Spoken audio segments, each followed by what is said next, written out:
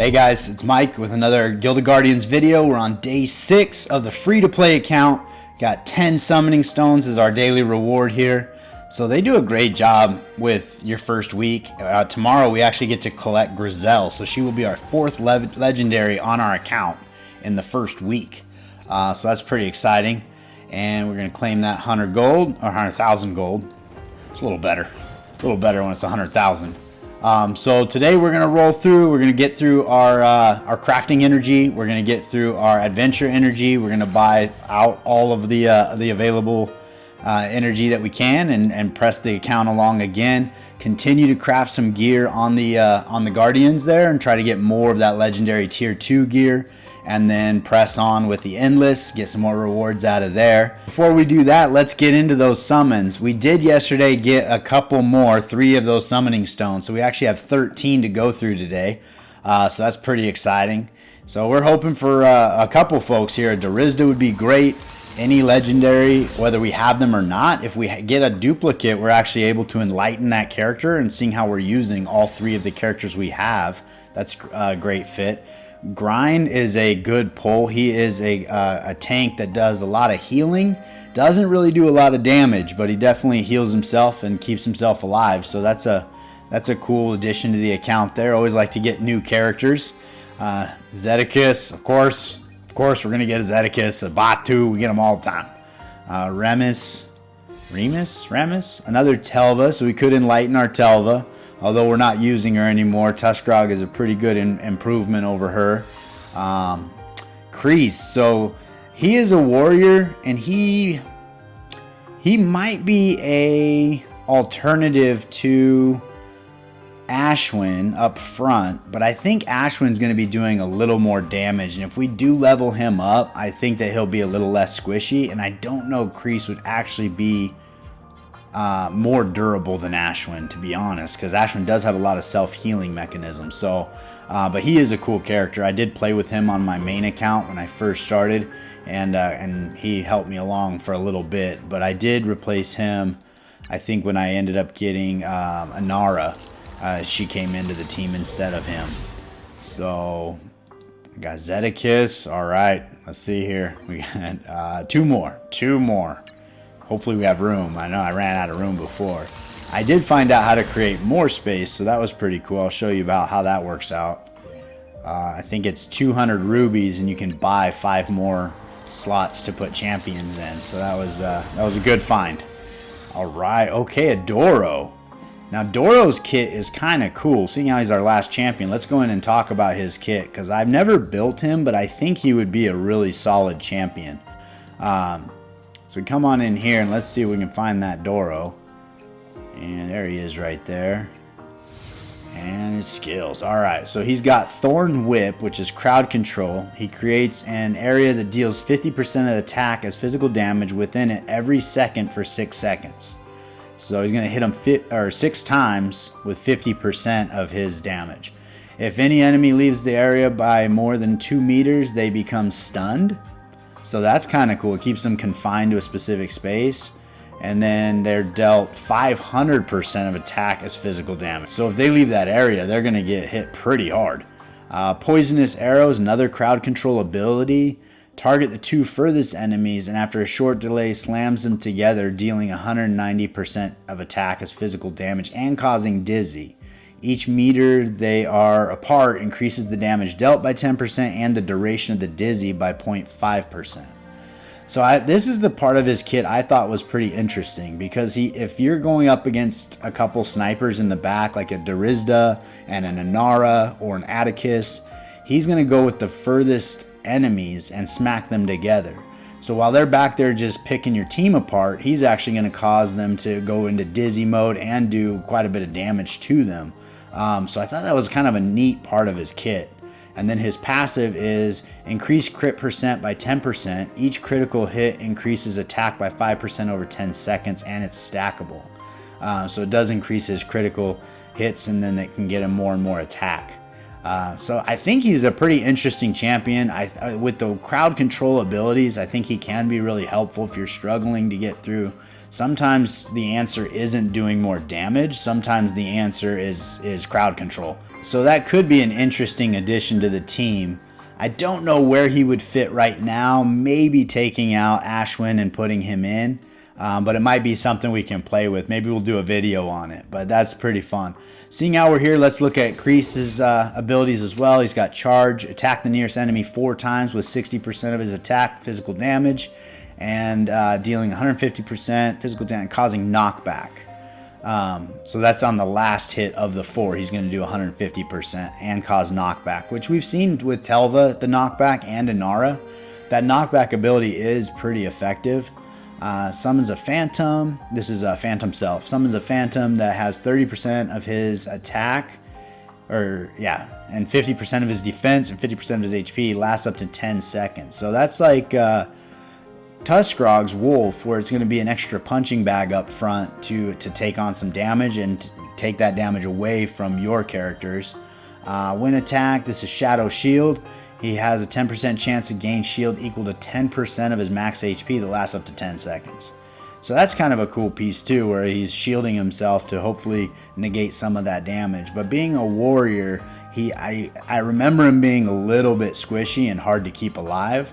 So I don't know how effective this was in his kit. But still, it's always fun to get a new champion. You can always play with him if you want to. So that's pretty exciting.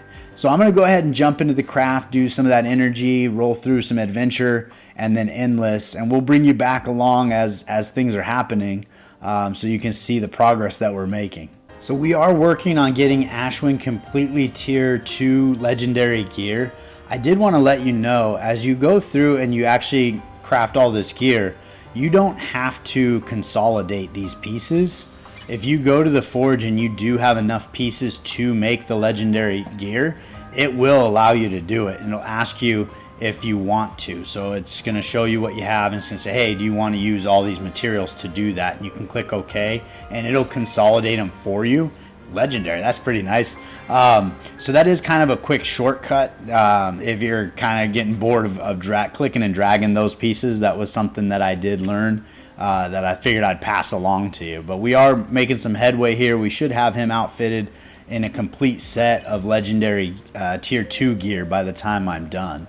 And we still have quite a few crafting energies to get through, so we'll keep on keeping on, but I did want to share that with you. Hopefully that saves you a little bit of time. All right, so we got pretty far. The bag needs to cool down.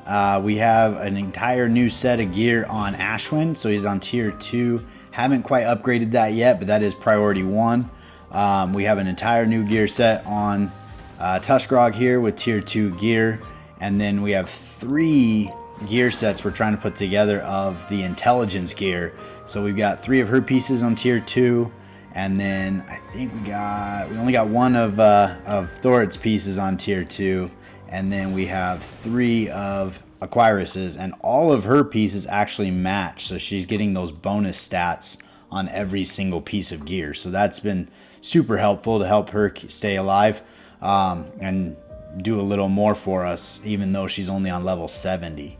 I also was able to bring up, we talked yesterday about bringing up Ashwin's level to level 80 to make him a little less squishy. Unfortunately, with his gear not being leveled up, I probably moved a little bit backwards, but as soon as we start leveling this up, he's going to be better. But we did get him up to level 80, so he should be doing pretty good there.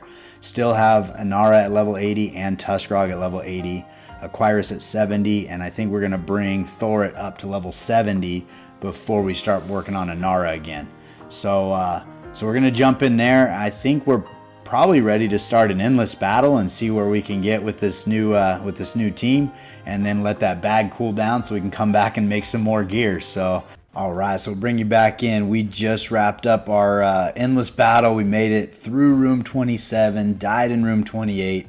So we made it a little further than yesterday, but we do have some big gear increases to make once we get a couple more upgrade stones, especially for Ashwin's gear. So that's pretty good, and I think that once we do that, we probably will start getting into the 30s and maybe be ready to move up to the next level beyond medium. I think it goes to hard. So, and then we can get even more points and start getting more rewards. So that would be pretty good. So I'm pretty pleased with that. Let's take a peek at the rewards we got for that. So yeah, so another 4 things we can put in. Here's some of those upgrade stones right here, so we can make some headway on that before we get into adventure mode. And then coming to high, it's not hard, it's high. We get 400% there. It does recommend your levels 100, so maybe we will sit tight on that for a little while, because we're not, I think our guys are at 80, so that's not even close, but we are doing pretty good.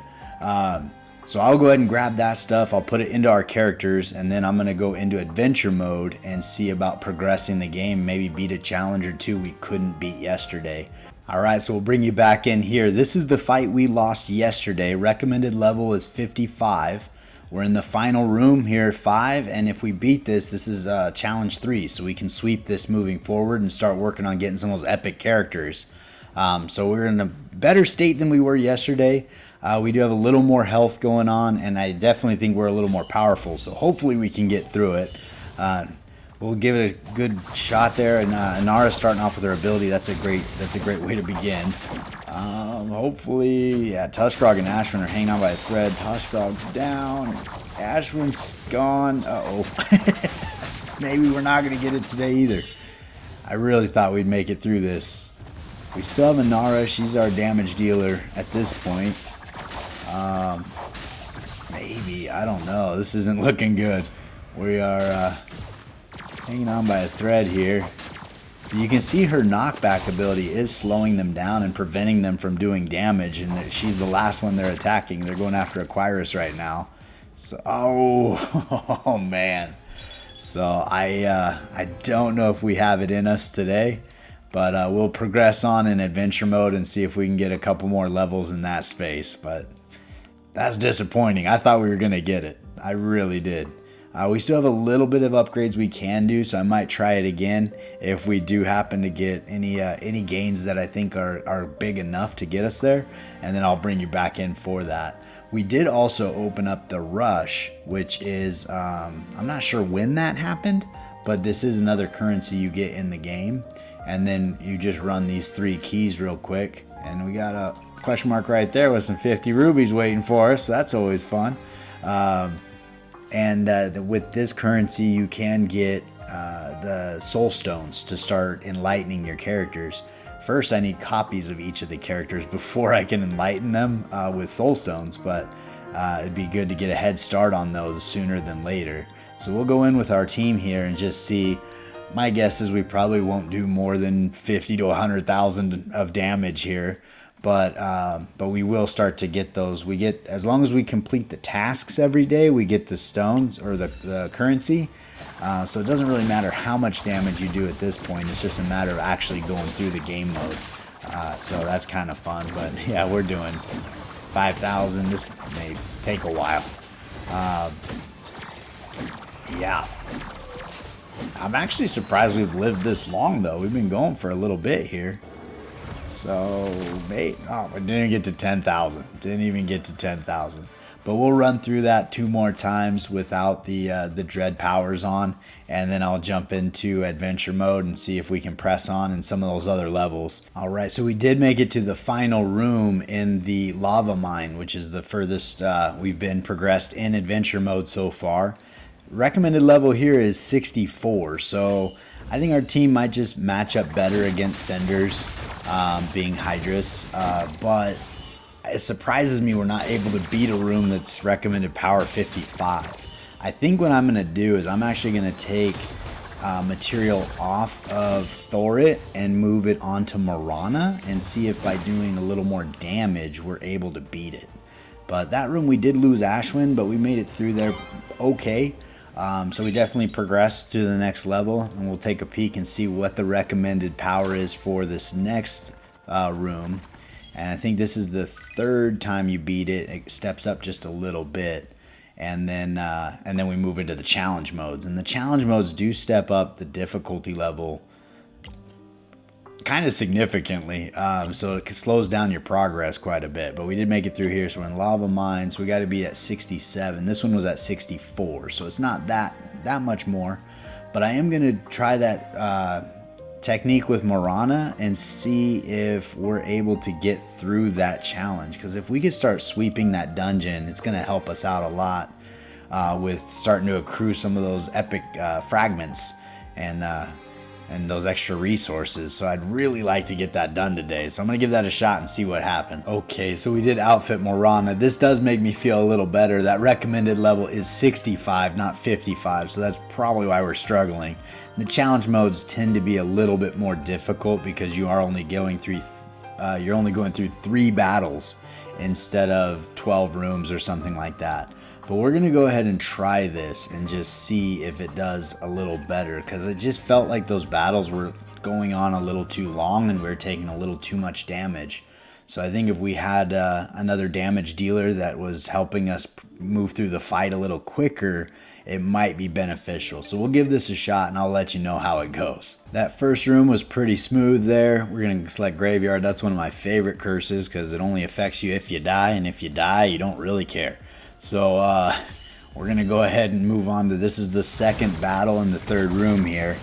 And then we're going to go to the Merchant. So I think this was a good move. It does seem to be moving through the rooms a little quicker. And then Mirana does have a freeze ability that slows the enemies down from moving, and also a little bit of crowd control in her kit. I think that's helping us out as well. But we do look a little healthier, short of Ashwin. I think he's about the same as last time we were in here. We're going to gain the magic over... Yeah, we'll go with over the top. That's always a good one. And we'll jump in the Merchant here and hope for a charm or a spider web or something to help us out just a little bit, because we are right there. We are just so close to being able to beat this. We just need a little bit of love. So let's see what we get in here. A charm. With charm is helpful. We will grab that all day long. Imperials, Hydras, Redeemers. That's going to take care of Ashwin. And then let's grab... We'll grab At a Distance here.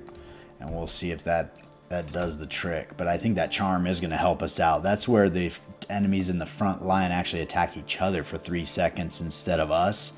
And that might be all the time we need to make the difference. So hopefully we'll keep our fingers crossed. But that is kind of an interesting thought, that potentially Inara is not doing as much damage as Mirana was. But she does have more crowd control in her kit, so maybe that is a benefit. This is pretty unfortunate. So this is a pretty bad one, waiting 10 seconds to use any of your ultimate abilities.